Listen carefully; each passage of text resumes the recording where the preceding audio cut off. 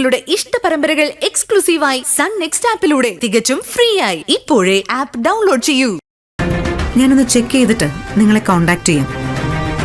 ഞാനിതൊക്കെ ഇതിനു മുൻപ് വസുന്ധര മേഡത്തോടും ഗോപിനാഥ് സാറിനോടും പ്രണവിനോടും ഒക്കെ സംസാരിച്ചിട്ടുണ്ട്. പക്ഷെ അവരും പറഞ്ഞത് കോണ്ടാക്ട് ചെയ്യാന്നാ. പക്ഷേ ഞാൻ ഇങ്ങോട്ട് കോണ്ടാക്ട് ചെയ്യുന്നല്ലാതെ ആരും എന്നെ ഇങ്ങോട്ട് കോണ്ടാക്ട് ചെയ്തിട്ടില്ല മാഡം.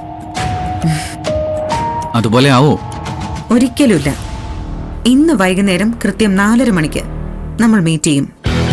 ഈ പ്രശ്നത്തിനൊരു പരിഹാരവും കാണും. അയ്യോ, 4 മണിക്കോ? അതെ. ബുദ്ധിമുട്ട് എന്തെങ്കിലും ഉണ്ടോ? വൈകുന്നേരം ഒരു പെണ്ണുകാണൽ ചടങ്ങുണ്ടായിരുന്നു. ഓ, മിസ്റ്റർ ശരൺ ബാച്ചിലർ ആണോ? അതെ. ഓക്കെ, ഫ്രീ ആകുമ്പോ എന്നെ ഒന്ന് വിളിച്ചാൽ മതി. ബാക്കി നമുക്ക് ഫോണിൽ സംസാരിക്കാം. ഓക്കെ മാഡം, ശരി.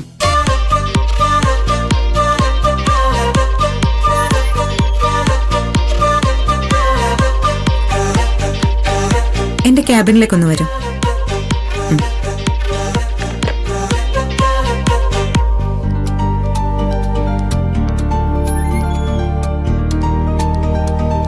എന്താ മാഡം? ഇപ്പൊ വന്ന ശരണിന്റെ ബയോഡേറ്റ ഇവിടെ ഇല്ലേ? ഉണ്ട് മാഡം. അതെനിക്കൊന്ന് വേണം. അരമണിക്കൂറിനകം എത്തിക്കാം മാഡം. ഓക്കെ, ശരി.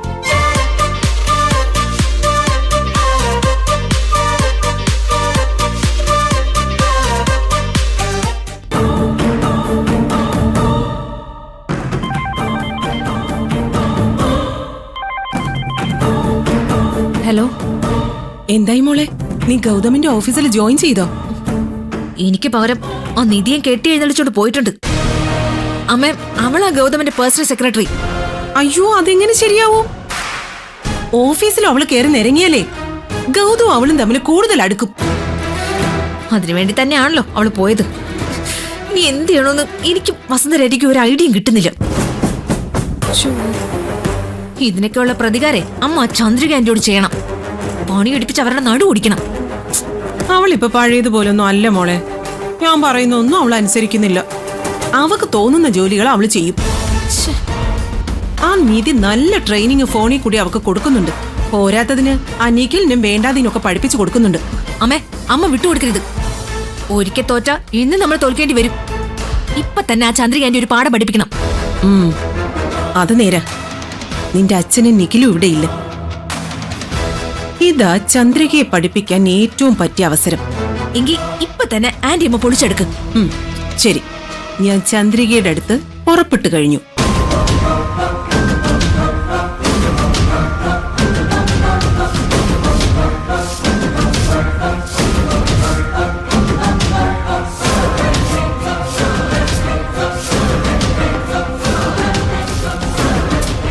ഡി ചന്ദ്രി, നീ എന്താ ഇവിടെ റെസ്റ്റ് എടുക്കാണോ? അതെ, വെറുതെ ഇരുന്ന് തിന്നാനേ ഇവിടെ നിന്റെ പൂർവികര് വല്ലതും സമ്പാദിച്ചു വെച്ചിട്ടുണ്ടോ? എന്റെ കുറെ തുണികള് റൂമിൽ ബക്കറ്റിലിട്ട് വെച്ചിട്ടുണ്ട്. അതൊക്കെ കൈകൊണ്ട് നനയ്ക്കണം. എനിക്ക് അടുക്കളയിൽ 100 കൂട്ടം ജോലിയുണ്ട്. കൈകൊണ്ട് നനയ്ക്കാനുള്ളത് ഏട്ടത്തി തന്നെ അലക്കിയാ മതി. അതെന്താ അങ്ങനെ? മുമ്പ് നീ തന്നെയല്ലേ അലക്കിക്കൊണ്ടിരുന്നേ? ആ സേവനം ഞാൻ അങ്ങ് നിർത്തി. ഇങ്ങോട്ട് എങ്ങനെയാണോ അതുപോലെ തന്നെ തിരിച്ചും പ്രതീക്ഷിച്ചാ മതി. എന്റെ മോളെ ദ്രോഹിക്കാൻ ശ്രമിക്കുന്നിടത്തോളം കാലം ഞാൻ ഏടത്തി പറഞ്ഞ ഒരു ജോലിയും ചെയ്യില്ല. നിന്നെ കൊണ്ട് ഞാൻ ജോലി ചെയ്യിക്കും. ഏടത്തി എന്റെ അടുത്ത് കൂടുതൽ വഴക്കിന് വന്ന ഞാനിപ്പോ ഗൗതമോനെ വിളിക്കും. ഇവിടെ ഞാൻ ചെയ്യുന്നതിന്റെ 10 ഇരട്ടി ജോലി എന്റെ മരുമകൻ അവിടെ ശിവാനിയെ കൊണ്ട് ചെയ്യിപ്പിക്കും. എന്താ, ഞാൻ ഗൗതമോനെ വിളിക്കട്ടെ?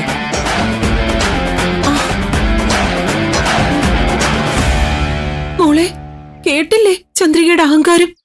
ചുണ്ട് പൊട്ടിക്കാൻ എനിക്കിപ്പോ തോന്നുന്നു. അയ്യോ വേണ്ടമ്മേ, അവിടെ 2 പൊട്ടിയാലേ ഗൗതം ചിലപ്പോ ഇവിടെ 10 പൊട്ടിക്കും. അയ്യോ, അതെ, അമ്മ ഇനി ആന്റിയോട് വഴക്കിലൊന്നും പോണ്ട.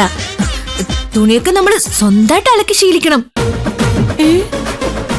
ഇവിടെ എന്റെ ഡ്രസ്സൊക്കെ ഞാൻ തന്നെ അലക്കണേ. സിമ്പിൾ പണിയാ. ഈ പാട്ടൊക്കെ വെച്ച് ജോലി ചെയ്തല്ലേ പെട്ടെന്ന് തീർന്നോളും. ഇതുവരെ ഞാൻ എന്റെ തുണികളൊന്നും സ്വയം അലക്കിയിട്ടില്ല. ഇനി അതൊക്കെ ശീലിക്കണം അമ്മേ. പ്രായമായിട്ട് വരികയല്ലേ, മേലനങ്ങി എന്തെങ്കിലും ജോലിയൊക്കെ ചെയ്തില്ലെങ്കിലേ കിടപ്പായി പോവും. അപ്പോഴും നോക്കാൻ നമ്മുടെ ചന്ദ്രകാന്റി മാത്രമേ കാണൂ. അതുകൊണ്ടേ ആന്റി പറയുന്നത് അനുസരിക്കുന്നതാ ബുദ്ധി. മോളെ. ആ, ആ, ശരി അമ്മേ, ഞാൻ പിന്നെ വിളിക്കാവേ. ശരി.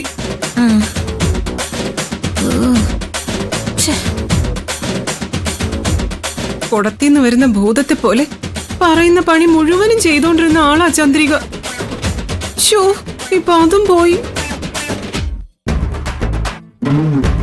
എന്റെ പൊന്നു മോളെ, ബാംഗ്ലൂരിൽ അച്ഛന് ഷോപ്പിംഗ് നടത്താനൊന്നും പറ്റിയില്ല. നിന്റെ ആന്റി എന്നെ അവിടെ കൊണ്ട് കട്ട പണിയെടുപ്പിക്കായിരുന്നു. എന്നാലും അച്ഛൻ കുറച്ച് ഡ്രസ്സെങ്കിലും വാങ്ങിക്കൊണ്ട് വരുമെന്ന് ഞാൻ പ്രതീക്ഷിച്ചു. അതിന്റെ ഒന്നും ഒരാവശ്യമില്ല. ആവശ്യത്തിന് ഡ്രസ്സ് നീ ഷോപ്പിൽ നിന്ന് വാങ്ങുന്നുണ്ട്, പോരാത്തതിന് ഓൺലൈനും വാങ്ങുന്നുണ്ട്. ഇത് വെറുതെ ആവശ്യപ്പെടുന്നതാ. ഗോപിയേട്ട് വാങ്ങിക്കൊണ്ടു വന്നാലും ഇവളത് കൊള്ളില്ലെന്ന് പറഞ്ഞ് മാറ്റിവെക്കും. എങ്കിൽ പോട്ടെ, ഡ്രസ്സ് വേണ്ടാന്ന് വെക്കാം. അച്ഛന് കുറച്ച് സ്വീറ്റ്സ് എങ്കിലും വാങ്ങി വരായിരുന്നില്ലേ? ബാംഗ്ലൂരിൽ എന്തെല്ലാം വെറൈറ്റി കിട്ടുമായിരുന്നു. സ്വന്തം മക്കൾക്ക് ഇത്തിരി മധുരം വാങ്ങി കൊടുക്കാത്ത ഒരു അച്ഛനാണോ അച്ഛാ? ക്ഷമിച്ചേക്ക് മോളെ, ഇതിന് പകരമായിട്ട് നിന്നെ വല്ല ഹോട്ടലിൽ കൊണ്ടുപോയി നല്ല ഉഴുന്നുവട വാങ്ങിത്തരാം. ആ ഉഴുന്നോട അച്ഛന്റെ ഭാര്യക്ക് കൊണ്ടുപോയി കൊടുത്താൽ മതി. എന്നെ തൊട്ടുള്ള കളി വേണ്ട കേട്ടോ. എല്ലാവരും ചിരിച്ചു കളിച്ച് ആഘോഷിക്കുകയാണോ? ആ, ഞാൻ ബാംഗ്ലൂർ യാത്രയെക്കുറിച്ച് ഇവരോട് പറയുകയായിരുന്നു. നീ ഇരിക്കേ.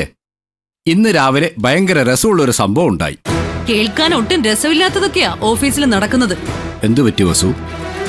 നിധിയെ ഗൗതമിന്റെ സെക്രട്ടറി ആക്കുന്നതിനെ കുറിച്ചാവും വസു പറയുന്നത്. സെക്രട്ടറി ആക്കാൻ ഇവിടുന്ന് കൊണ്ടുപോയ നിധിയെ അവൻ കമ്പനി വൈസ് ചെയർപേഴ്സൺ ആക്കിയത് നിങ്ങളാരും അറിഞ്ഞില്ലല്ലോ.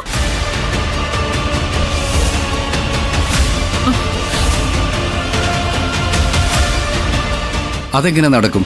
വൈസ് ചെയർപേഴ്സണെ നിയമിക്കേണ്ടത് ഡയറക്ടർ ബോർഡ് ചേർന്നല്ലേ? ആ, അത് തന്നെയാ എനിക്കും അറിയേണ്ടത്. എന്നോട് പോലും ആലോചിക്കാതെ അവൻ ഈ വിഡ്ഢിത്തം കാണിച്ചത്. ഞാനും ഏട്ടനും ഒക്കെ ഡയറക്ടർ ബോർഡിലുള്ളതല്ലേ, നമ്മളും അംഗീകരിക്കണ്ടേ ഈ നിയമനം? ഇനി ഗോപിയേട്ടനെ എതിർക്കാനൊന്നും പോണ്ട. നിധി മിടുക്കിയ.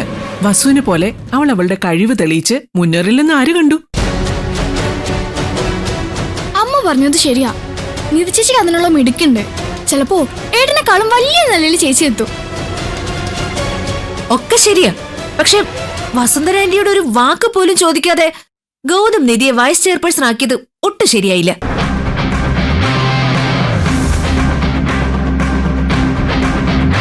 എന്റെ കൂടെ അധ്വാനത്തിൽ ഉയർന്നു വന്നതാ ഈശ്വരമംഗലം ഗ്രൂപ്പ് ഓഫ് കമ്പനീസ്. അവിടെ എന്റെ അഭിപ്രായത്തിന് വിലയില്ലാതായ സ്ഥിതിക്ക് ഇനി ഞാൻ ഇവിടെ നിൽക്കുന്നില്ല. ഞാൻ ഇപ്പൊ തന്നെ ഇവിടുന്ന് പടിയിറങ്ങാൻ പോവാ. വസു, നീ ഇങ്ങനെ കടുത്ത തീരുമാനമൊന്നും എടുക്കരുത്. ഗൗതം വന്നിട്ട് അവന് പറയാനുള്ളതും കൂടി നീ ഒന്ന് കേൾക്ക്. എനിക്കൊന്നും കേൾക്കണ്ട. ശിവാനി, വാ, എന്റെ ബാഗ് എടുക്കണം. ആന്റി, ഗൗതമിന് ചിലപ്പോ അബദ്ധം പറ്റിയതായിരിക്കും. ഗൗതം വന്നിട്ട് പോ. പറ്റില്ല എന്ന് പറഞ്ഞില്ലേ? നീ വരുന്നില്ലെങ്കിൽ ഒറ്റയ്ക്ക് ബാഗ് എടുക്കാൻ എനിക്കറിയാം.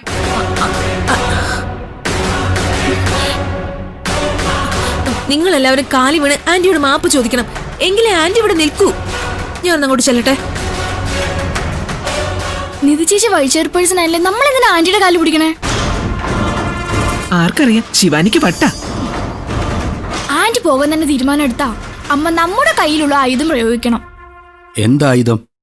അതൊക്കെ അച്ഛൻ കുറച്ചു കഴിഞ്ഞ് അറിഞ്ഞാ മതി. അമ്മ ഓക്കെ അല്ലേ? അതെ.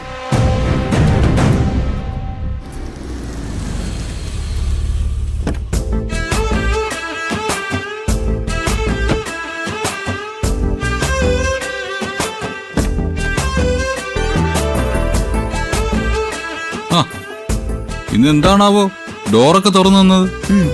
ഇത് സെക്രട്ടറിയുടെ ഡ്യൂട്ടിയാണ് ബോസ്. ആ, വീട്ടിലെത്തിയ സ്ഥിതിക്ക് ഇനി സെക്രട്ടറിയും വൈസ് ചെയർപേഴ്സണും ഒന്നുമില്ല. നീ എന്റെ വഴക്കാളിയായ വൈഫ് മാത്രമാ. Sorry boss. ബോസിന്റെ വൈഫിനെ കണ്ട് ബോസ് തന്ന കത്ത് കൈമാറിയാലേ എന്റെ ഡ്യൂട്ടി കഴിയൂ. അതെങ്ങനെ കൈമാറും? ആ, എങ്ങനെ നടക്കുമെന്ന് ഞാൻ ഇപ്പൊ കാണിച്ചു തരാം. എങ്ങനെ? Hi Mrs Gautam.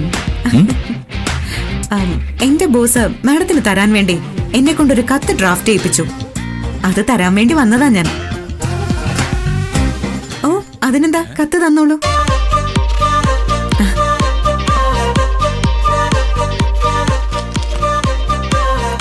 ഉടൻ റിപ്ലൈ കൊടുക്കണമെന്ന് ബോസ് പറഞ്ഞിട്ടുണ്ട്. ശരി, ഞാനിത് വായിച്ചിട്ട് റിപ്ലൈ കൊടുക്കാം. ഏ? Thank you madam. See you. By.